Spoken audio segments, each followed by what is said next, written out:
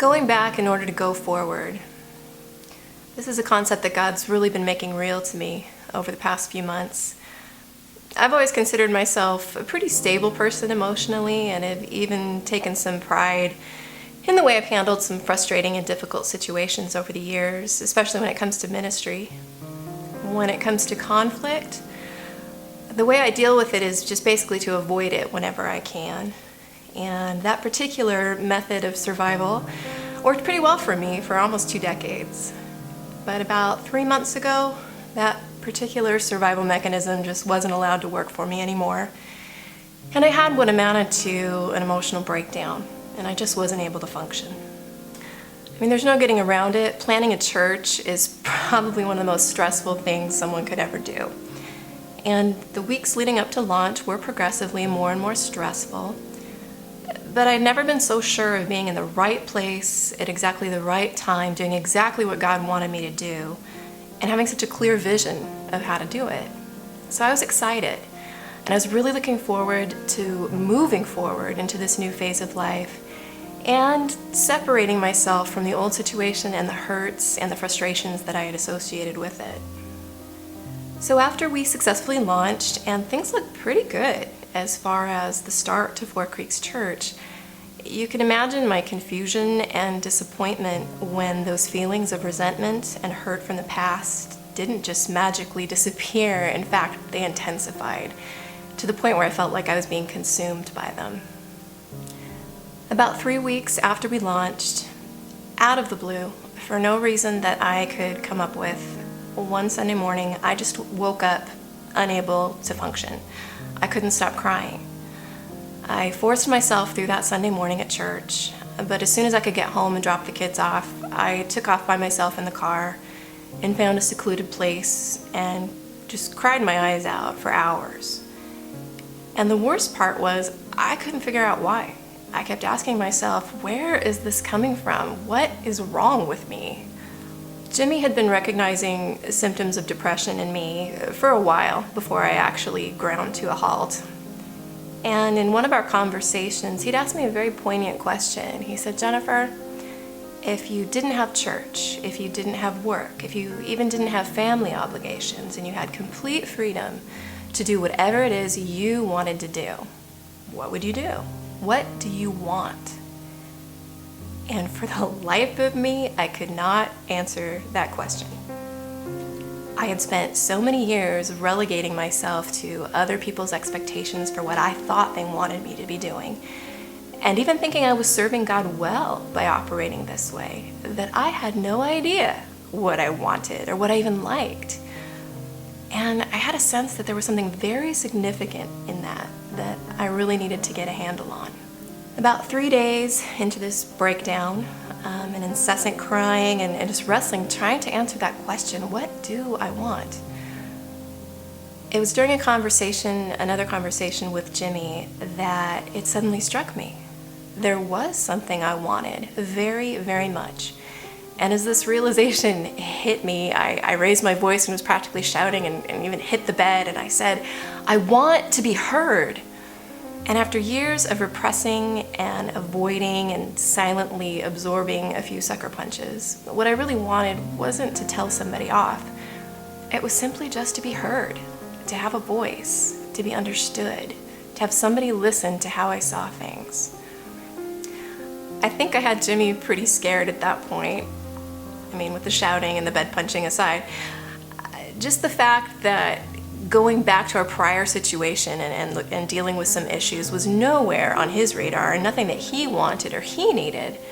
But I give him major props for recognizing how vital it was for me, and how he supported me and he helped me to do what I wanted and what I needed for my spiritual and emotional healing.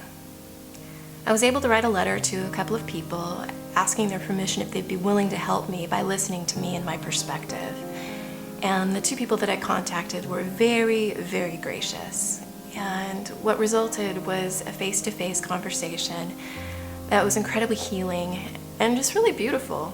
And before, where there was just so much brokenness and resentment on my side, at the end of that conversation, I had such love and respect for them, and I felt loved by them because they had taken the time to listen to me And they recognized how badly I was hurting, and they wanted to help. And they showed such great humility in listening to some very hard things. Just to be heard, to express myself, was a huge piece of the puzzle, but there was still a lot more to figure out. Coinciding with these first weeks of this depression, trying to claw myself out of the pit, Jimmy had handed me a book called The Emotionally Healthy Church. And it had me consider some things about myself that I never had before.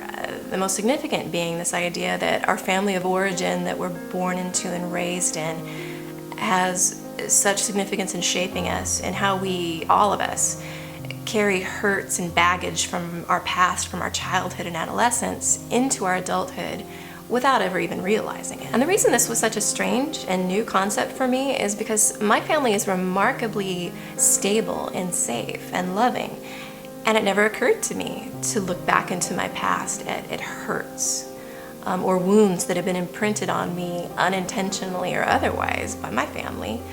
In fact, I was very resistant to do that because I'd always considered my side of the family to be the epitome of safety and security and normal. But when I did get honest that my parents are human and flawed, and even though they did the best they knew how, they still carried their own baggage from their own families of origin. And so I began to look back and realize that I had inherited some pretty unhealthy patterns of behavior from my family. I've always been pretty honest and aware of my own personality quirks and things that are kind of strange about me. But it wasn't until I looked back at some of the most significant hurts from my childhood and adolescence that I was able to realize that the majority of my dominant personality traits were rooted in some kind of pain or trauma in my past. And even though the harmful words or the traumatic event was years and years in the past, I'd carried it with me, and I was still relegating myself to live under that in my brokenness without even realizing it. So my understanding of myself changed dramatically with that realization. Before, when I thought about my personality and my quirks, I thought, well, that's just me. That's the way I'm wired. There's no sense in trying to change it.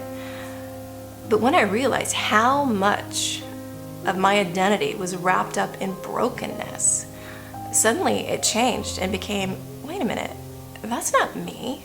That's broken me. Screw that. I'm not going to live in that anymore. That's not my identity in Christ. My identity in Christ is not brokenness. Most significantly, when I realized the full extent of my own brokenness, it allowed me to forgive those people that had hurt me the most.